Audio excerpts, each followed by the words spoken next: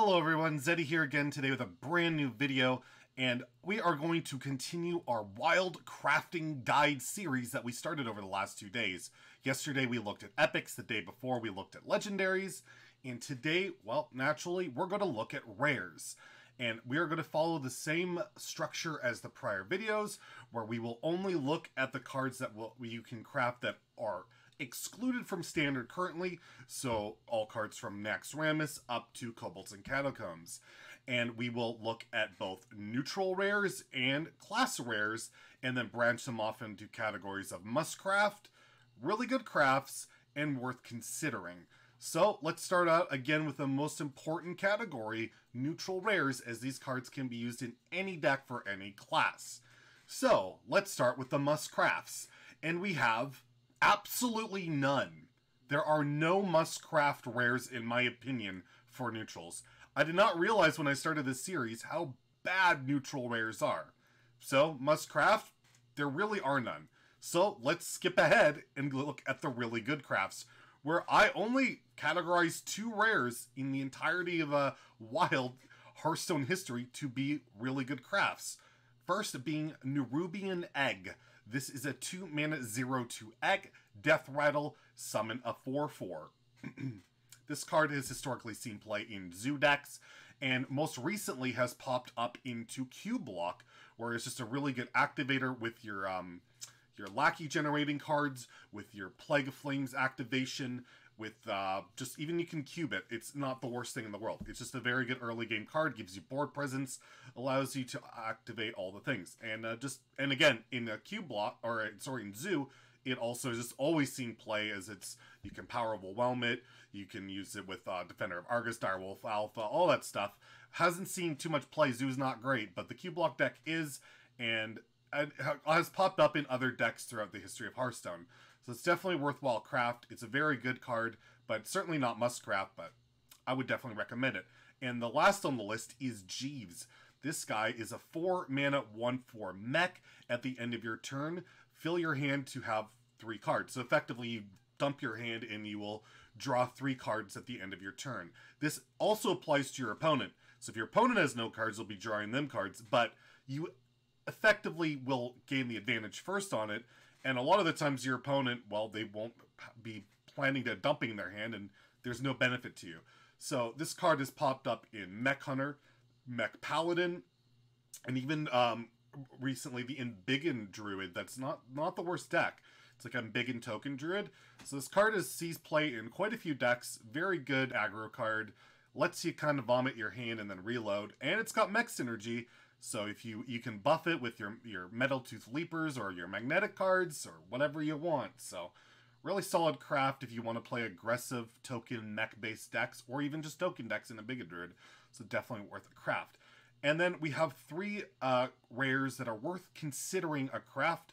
They see limited play at the moment, but are historically been meta cards. Number 1, Coldlight Oracle, a 3-mana 2/2 Murloc. Draw 2 cards for each player.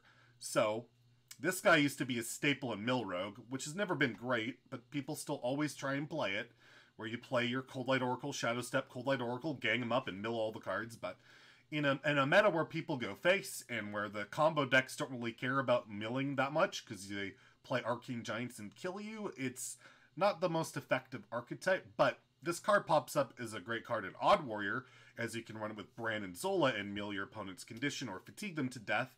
And sometimes it's even popped up in the Quest Mage decks to Hard Cycle, although has kind of been usurped by Research Project and Book of Specters. So not much play that he sees right now, but always seems to pop up and is one of my favorite cards of all time. It's a really cool card, but not very meta at the moment, so just worth the considering. And in a similar vein is Deathlord, a 3-mana 2/8 taunt minion. Death Rattle, summon a random minion from your opponent's deck. He can be a combo disruptor, he can just be a big taunt, he can be a high health minion in a deck like Combo Priest. He's seen play in multiple decks, he's been in Reno Lock, like I said, Combo Priest, even Control Warrior has Odd Warrior has historically run him, Fatigue decks, N'Zoth decks. He pops up here and there, so definitely worth a craft. Not a super meta-defining card at the moment, but can certainly get you some play. And last worth considering rare is Galaka Crawler, a 2-mana 2/3 beast. Destroy a pirate, gain +1/+1.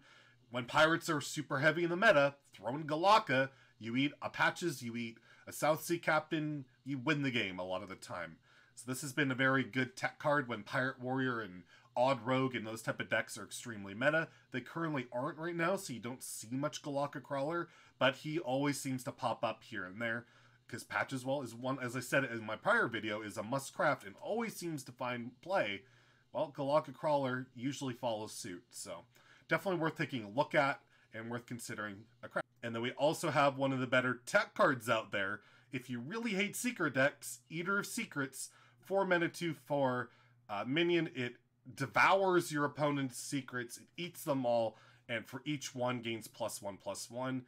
You're facing a lot of secret mage, you play this, it's a pretty big tempo swing, but not as good a counter as you would think. But he sees play, it's a decent tech card, it's worth considering, but very overrated in its effectiveness of countering secret mage, so be wary of that. That's it for the neutral rares. There are not very many. It's amazing how many bad ones there are. So, is that the same way with class rares? Absolutely not. There are a ton of class rares that you would want to craft. So we're going to try and go through this as quickly as possible, because if I go in depth, we're going to be here forever. So we'll try and speed round it a little bit, but I'll focus a little bit heavier on the must craft. So let's start with the must craft class rares. Number one of the more paladin defining cards out there. Divine Favor, 3-mana spell. It was recently Hall of Famed. Draw cards for as many cards as your opponent is holding. The ultimate aggro card. Vomit your hand, especially in like hand buff Mech Paladin right now. Vomit your hand, reload because your opponent doesn't want to vomit his hand, and you draw like 8 cards for 3 mana, and it's insane. It has seen play in pretty much every single Paladin aggro deck forever, whether it be Odd Paladin, hand buff Mech Paladin. I mean, you can't run it in even Paladin. They would if they could, but yeah, it's just an insanely powerful card. If you want to play any aggressive Paladin deck, you will want to craft it, as well as the next must craft is another Paladin card, Muster for Battle. This is a 3-mana Paladin spell. You summon 3/1/1 recruits, as well as get a Light's Justice, which is 1-mana 1/4 weapon. One of the most powerful Paladin cards ever created. It's just unbelievably undercosted. This card is insane. Auto include an Odd Paladin, auto include in Silver Recruit Paladin, auto include in any aggressive Paladin that basically can run odd cards, except for Mech Paladin. It just doesn't quite fit in there because, well, it's not a mech and you can't cheat it out. But really insanely powerful card, one of the best Paladin cards ever made. And then we have next on the list is Thing from Below. This is a Shaman rare taunt, 6-mana 5/5, costs 1 less for each totem you've summoned this game. Auto include an even Shaman. Auto included any token or totem based Shaman deck, as well as even evolved decks, because it just constantly gets cheaper. It's insane to drop a 1-mana 5/5 taunt, and there's even potential evolve upgrades with it. It's just a super powerful card. Playing Shaman, you probably want to put Thing from Below in your deck. And we have a couple more must crafts for Shaman, next being Maelstrom Portal. Maelstrom Portal, one of the most powerful spells ever created for Shaman. This is a 2-mana spell, deal 1 damage to your opponent's minions, and summon a random 1-drop. It gets you tempo, it scales well with the spell damage totem, as well as Squall Hunter, which is a recent addition to even Shaman and Shaman decks. It also works in Control, it works in Shudderwalk, it works in absolutely every Shaman deck pretty much ever made. Really good card. You want to play Shaman, you want Maelstrom Portal more than almost any other card, except for the next one, which is Devolve. Another 2-mana Shaman spell, which is you transform your enemy minions into minions that cost 1 less. This is the ultimate get through taunts, disrupt your opponent's revives. Just if they have an insane buffed board like Hand Buff Paladin, for example, you change their giant buff mechs into garbage little minions. It is just an insanely powerful tool that's used in aggro, control, Shudderwock, again, the same deal as Maelstrom. It's pretty much used in every Shaman deck ever and will continue. It's just a super powerful card. Again, you want to play Shaman, you want Devolve. Next on the list are a couple of Druid cards. First being Spreading Plague. 6 mana spell, summon a 1/5 Scarab with Taunt for as many minions as your opponent has. So if your opponent has 7 minions, you're getting 7 1/5 taunts, and it turns out 735 in taunt is very powerful, especially when you have cards like Spreading Plague to buff them further afterwards. This card used to cost 5 mana somehow, and at 6 it's still insanely powerful, and has seen play in pretty much every single Druid deck that isn't aggressive since it's been made, outside of Hadronox Druid, which can't run it because the Scarabs are beasts, but Hadronox Druid sucks, so you don't have to worry about that.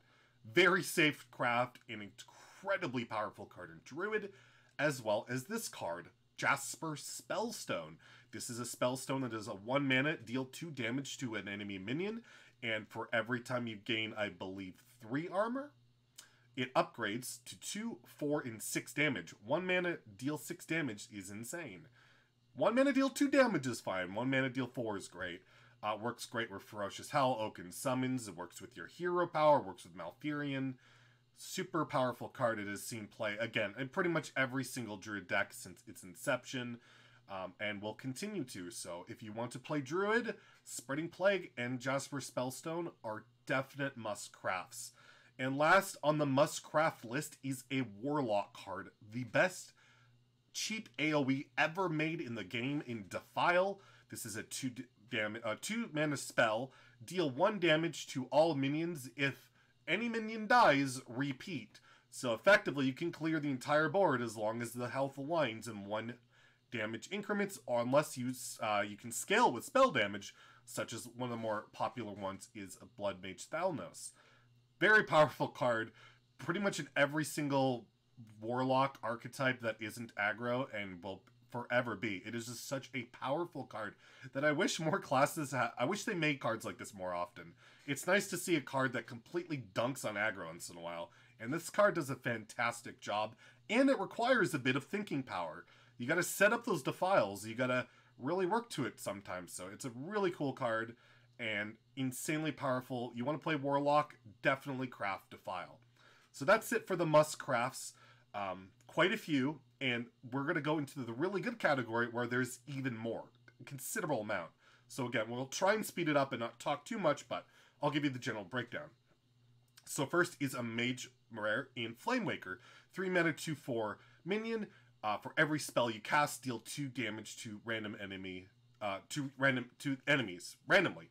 Yeah. This is a staple in Quest Mage right now. Has been a staple in Tempo Mage before it.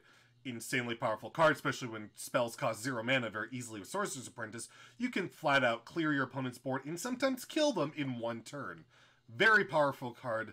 Definitely very good, but it only really fits into 1 deck right now, but this is a very meta-finding and tier 1 deck, so definitely a really good craft.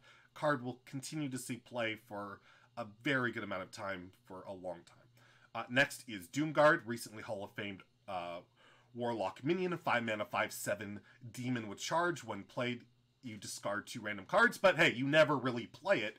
You cheat it out with Voidcaller and Skull the Minari. Great card in Q-Block. It can be used in Zoo. It can be used in Discard Warlock. It can be used in multiple decks. Historically, it's always seen play. It's insane to cube. It's insane to resummon with Blood Reaver Gul'dan. Really good card. Definitely worth crafting. Next is Murkspark Eel, a Shaman minion, 2 mana, 2/3. Another recently Hall of Fame card. A lot of these have been Hall of Fame, haven't they? If your deck contains no odd cost cards or only even cost cards, it does 2 damage to a minion. Super powerful card in Even Shaman. Just control the board. Yeah, just really solid card, and that deck is one of the best in the game. So definitely a really good craft, but only really in Even Shaman. But that deck is so powerful and so good and so easy to play. I definitely have to give it a really good craft because this card will pretty much always be in that deck. Next, we have a Rogue minion, Dark Iron Skulker. It is a 5 mana, 4/3. Deal 2 damage to all enemy minions, undamaged enemy minions. If they're damaged, they don't take any damage. And just a staple in Odd Rogue and other somewhat tempo-based rogue decks. It's an AoE for 5 mana on a body. Really powerful, and has just seen a good amount of play, and definitely worth taking a look at. I mean, tempo AoE, how can you really go wrong? Next, we have a warrior minion, Bloodsail Cultist, a 3 mana, 3/4 rare. If you have a pirate on the board, it will upgrade your weapon that you have equipped. So premium stats with an insane effect. Insanely good with Ankar, with your N'Zoth's First Mate, with Death Bites, Arcanite Reapers. Just really good on the board to synergize with your pirates. It works with Ship's Cannon. The synergies out of this world. Great in Pirate Warrior. Doesn't see play in that Galakrond Warrior deck, but you never know. You could slide it in there. Very good card. Definitely worth a craft.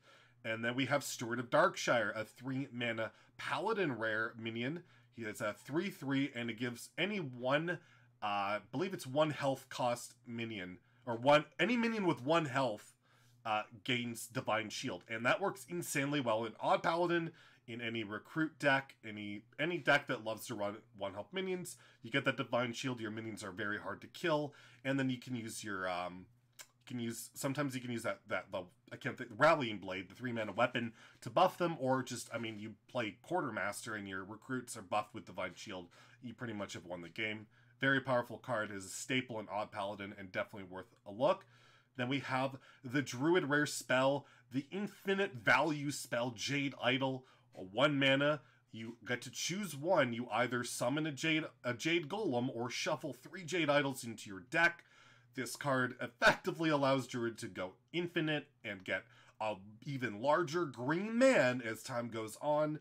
And Jade Druid has been typically at least a tier 2, tier 3 deck, always in Wild, and sometimes pops up and recently hit rank 1 legend, just because Druid can do such insane stuff with Spreading Plague and all the stuff we talked about earlier. Definitely worth it, and just hopefully you can dodge those Skulking Geists, because yeah, he can get eaten up a little bit. Then we have Cabal Crystal Runner, a mage minion, 6 mana, 5/5, costs, I believe, 2 less for every secret you have cast this game, so it doesn't take very long for it to cost 0, especially considering your secrets rarely ever cost any mana to play. And, well, 0 mana 5/5s are very good, especially when you're running cards like Duplicate, and you can then dump even more. Super powerful card, but only in Secret Mage, but that deck is so powerful and has been for so long. I definitely think it's a very safe and good craft, but only if you want to play Secret Mage, like Exar. Next, same deal, Explosive Runes, 3 mana Mage Secret. It will deal 6 damage to any the next minion summoned played by your opponent, not summoned, played. And then the excess damage will go to their face. So if they play a 1 health minion, well, it's killing it and it's dealing 5 damage. This is probably the most powerful Mage Secret ever created, outside of maybe Ice Block. So it's a debate there. But it's an auto-include in every single aggressive Secret Mage base deck until it will always be. Very powerful card. Definitely an auto-include in Secret Mage. So again, like Cabal Crystal Runner, if you want to play that deck, you definitely need Explosive Runes. Then we have Excavated Evil, a priest spell, 5 mana, deal 3 damage to all minions. Shuffle a copy of this into your opponent's deck, so it can be disruption to your opponent, and it's just incredibly good AoE. It's seen play in most priest decks for, well, almost always, any control-based one. Some have opted to run Mass Hysteria instead, but you still see Excavated Evil pop up from time to time. Definitely worth a craft if you want to play priest, and it fits into Big Priest, Reno Priest, the Mecha'thun Priest, like all sorts of them can run this card, so definitely worth a look. And then we have a Shaman spell, Everything is Awesome. This is a 7 mana spell. Give your Murloc, or give your minions +2/+2, and it costs 1 less for every Murloc on the board. So if you have 7 on the board, it costs nothing. And it's very easy to cheat out. And Murloc Shaman has been, although not tier 1 or relatively tier 2, it's always been a very strong deck in Wild. Very popular deck in Wild. More so at lower ranks, but people like to play their Murloc, especially with the quest. And this card is an auto-include in that deck. And Seas historically has seen relatively strong play. So I'll definitely recommend it if you want to play any of those decks. Next, we have a Hunter Secret Cat Trick. This is a 2 mana secret, 2 mana spell. If your opponent casts a spell, get a 4/2 beast or panther with stealth. One of the most powerful secrets ever made for Hunter. Maybe Wandering Monster is probably a little bit better, maybe. But outside of that, it's just very powerful. And yeah, definitely worth the craft. If any spell-based secret Hunter deck, they're not very powerful right now, but they are decent. You can run this in Reno Hunter, you can run this in Secret Hunter, in Spell Hunter, several different decks. They're not very powerful, but the card is very good in those decks. And speaking of Wandering Monster as well, Hunter's secret, 2-mana secret that when your hero is attacked, summon a random 3-cost minion, so it defends your minion and also sometimes will get you a body on the board. Just a super powerful secret in Hunter, and just for the same reasons as Cat Trick, are auto includes in those decks, so definitely if you want to play some spell-based Hunter decks, Wandering Monster is the way to go. And then we have Despicable Dreadlord, a 5-mana Warlock minion. Deal 1 damage to all other minions. Staple in Reno Lock. It's been seen play in Treachery Warlock.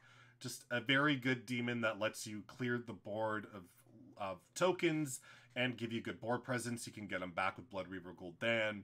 A lot of synergies. You can cheat them out with Voidcaller and Minari if you want, but typically sees more in the Voidcaller decks, not so much Minari. Very strong card, and definitely worth a craft if you want to play some Warlock. So that is it for the really good cards. Let's take a look at what is worth considering a craft. Some more of the honorable mentions. So I'm going to first off just start off with the Big Priest package. There are a ton of Big Priest rares here that you can, if you want to play Big Priest, these are all cards you would want to run. So you have Resurrect, Eternal Servitude, Shadow Essence, and the Diamond Spellstone. All 4 of these cards are auto-included in Big Priest. And Big Priest, although not very good right now, mainly because of Quest Mage, typically sees a lot of play, is a very popular deck, and all of these cards you'll want to throw in there. So Resurrect, it's a 2-mana spell where you resurrect a minion that's died this game. Eternal Servitude is discover a minion to resurrect that's died this game. Shadow Essence is a 6-mana spell that gets a 5/5 copy out of your deck, so you get to summon a copy of a giant minion from your deck and then revive it. And then Diamond Spellstone is an upgradable resurrect spell where you can resurrect 2 minions, 3 minions, and 4. It's upgraded for, I believe, every 3 spells you have cast while it's in your hand. All auto-include in Big Priest, and if you want to play it, definitely craft the card. Then we have Draenei Totem Carver. I can never pronounce this properly, but this is a Shaman minion, a 4-mana 4/4 minion. Gain +1/+1 for every totem on the board. Effectively auto-include in Even Shaman, but that's about it. It's a very good card in Even Shaman, but only in that deck. But if you want to play that deck, I recommend crafting it. Next, we have Sludge Slurp, or not Sludge Slurper. That's not. We got Sludge Belcher. 5-mana 3/5 taunt, Death Rattle, summon a 1/2 taunt. Staple in a lot of N'Zoth decks. Just very powerful anti-aggro card, but just hasn't seen a lot of play yet or lately, but definitely a worthwhile craft, or at least worth considering. We then have Dustbreaker, a priest minion, 4-mana 3/3 dragon, deal 3 damage to all enemy minions. Insanely powerful dragon card. One of the most powerful they have ever made, but only sees play in dragon decks right now, and there just aren't very many, but he always kind of pops up, so definitely worth taking a look at. Next, we have a priest minion, one of my most hated minions of all time. Maybe we'll go into that in another video, but a 5-mana 5/6 dragon, Draconid Operative. Battlecry, discover a copy of a card from your opponent's deck. One of the most powerful dragons as well, created for priest. It's just insane body, and well, stealing a card from your opponent can be insane. You can get some very valuable and powerful stuff. The thing is, Dragon Priest hasn't been great. Combo Priest, which sometimes runs the Dragon package as well, hasn't been great, but they have historically popped up here and there. Very, very powerful card, and if ever the support or Priest becomes decent again, well, then Draconid Operative will be front and center. And then we have Elven Minstrel, a 4-mana 3/2 rogue rare that combo, draw 2 minions from your deck. One of the best card draw type of cards ever made in Rogue. Just these decks don't see any play right now. These are more in like tempo-based decks or combo decks, not so much. You can't run in an odd Rogue for obvious reasons, so the card doesn't see a ton of play, but very powerful. And the second that type of deck is playable, Elven Minstrel, again, will be front and center. And last on the list, although really doesn't see much play, but I'm putting it on here because it's one of my favorite cards of all time, is Anything Can Happen, a 10-mana Paladin spell. Resurrect 7 Murlocs that have died this game. That includes all Murlocs, so your opponents as well if they played any. But typically you run 2 Murloc War Leaders, you run 2 Bluegills, you run an old Murk-Eye, and you do 1 billion damage, and then you do it again and kill your opponent. Just one of my more fun decks I've ever played. And it still pops up here and there, but not so much lately. Even with Prismatic Lens cheating abilities, it's still not quite strong enough, but just absolutely love the card. It's super flavorful. I love playing this a lot. It's what I got my Golden Paladin portrait with, and just had to throw it in there. So that concludes our rare crafting guide for Wild. I hope that helps you in your decisions of what you would like to craft. If you've liked the video, please like and subscribe. I will be back tomorrow with the last crafting guide video for commons, and although they don't cost much, it's still worth considering what you might want to craft if you don't want to be searching through packs. So make sure to subscribe to see when that video goes live. Have a great day, and stay salty, my friends.